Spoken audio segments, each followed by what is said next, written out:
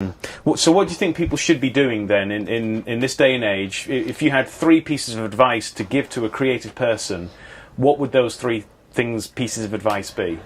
Well, I think the 3 pieces of advice are I'll marry someone rich, if you can, you know. I'm open to offers, by the way. No, but seriously, I think the most important thing is that you need to understand about the money side, you need to understand about the legal things, and you need to have the real gumption to stand up and face 1,000 closed doors and keep going. You know, it doesn't matter how many rejections you get and how many refusals, is not let that to get to you and you lose your confidence, because, you know, we're all living in a difficult time at the moment, but, you know, budgets and cuts and everything, it's very difficult to get funding to do things, and it's very easy to get a bit down, isn't it? You know, after a while you face a few knockbacks, and I think it's important not to give up hope and to keep going. And my advice is, if you are feeling in a bit of a fed up state at the moment, is maybe just to take a break totally from what you're doing, and maybe try just doing something fun for YouTube or something like that, or explore maybe some kind of publicity stunt to kind of draw attention to what you're doing. So to make focus on creating something maybe a bit viral or a bit small and engaging, maybe a bit dangerous even, to kind of get a bit of controversy going and build your audience that way, rather than tackle a big project right from the get-go. Well, you know, if you're getting to the stage where you're getting quite exhausted with it, we can all get that with big projects. Unless there's a big team of you kind of trying to manage all the things, it can just wear you down, especially if it's not going very well. So, you know, I think you can get to the point where you just don't want to pick up the phone. You know, you can't be bothered to send that email. Then you just need to stop, you know, take a bit of a break from what you're doing and try something else, or give up a little bit on trying to do things and try to do experimental, you know, marketing and publicity to draw attention to yourself. You know, getting on programs like this, I think, is a fantastic way to, you know, reach a new audience and raise your profile. So, you know, so I think ring Chris Jones tomorrow, everybody. So what I'm getting from you is that for most of us, success lies in being that person who does the 11-hour day if everyone else is doing the 10-hour day, because you're going to be the one who sent that 11th email instead of everyone else's 10th email. It's about just keeping going on the marathon. I think sometimes it's about working intelligently rather than killing yourself. Yeah. Because it's sometimes more important what you do, the great idea you have, rather than maybe working very long hours, sending millions of emails, that maybe, you know, you put your funky suit on and you go down and you actually call on people and see them face to face.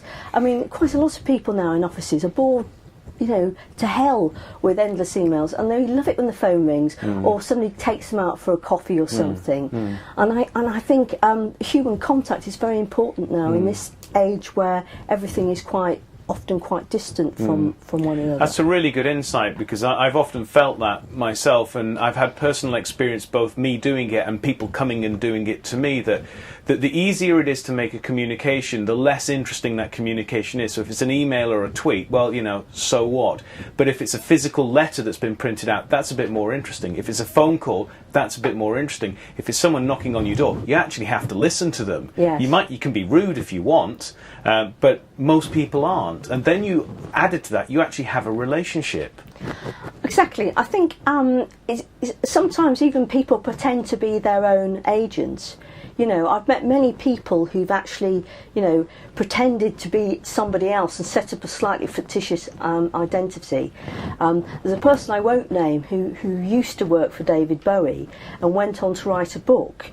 And the reason why I got to work with David Bowie in the first place is that he pretended to be his own agent and managed to get his work on the front of Creative Review. And David Bowie then saw his work on the front of Creative Review and then rang him. And then the next stage was pretending to be a film agent and setting up a fictitious film agency in order that he could get his book turned into a film with David Bowie's permission.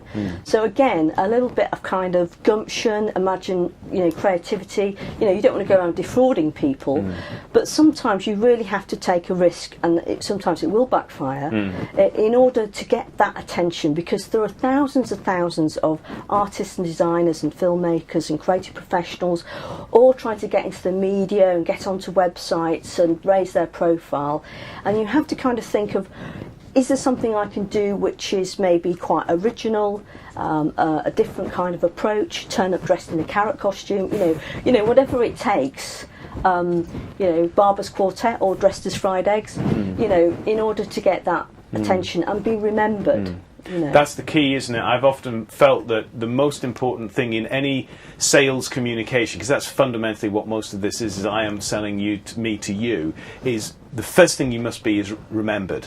Yes. And then everything else follows. Because if you're not remembered, it doesn't matter if you have the greatest thing ever. You've got to be remembered. And when I was at film school, I distinctly remember an advertising executive came in and said, everyone shout out the name, and whoever wins, I'll give £5. And said, I'm going to count from 10 to 1.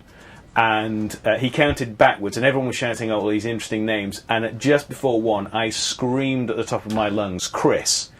And he said 1, and he was almost shell shocked. And he said, "Well, it's just no contest."